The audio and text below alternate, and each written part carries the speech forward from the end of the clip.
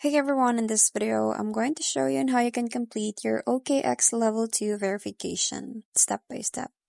So, step number 1 is to open your OKX app or go to the okx.com, which is their official website.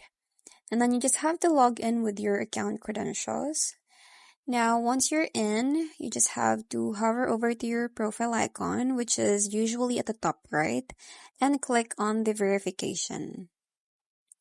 Now, once you click the verification, you will see level 1, which is already verified, and the level 2 not verified. So you just have to click on the verify now next to the level 2, and then from there you have to upload proof of address. So select your country or region if prompted, then choose the document type, which is utility bill, bank statement, and etc.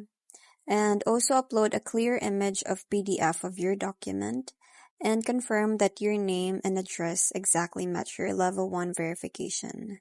So just a tip, you have to double check all the details before submitting.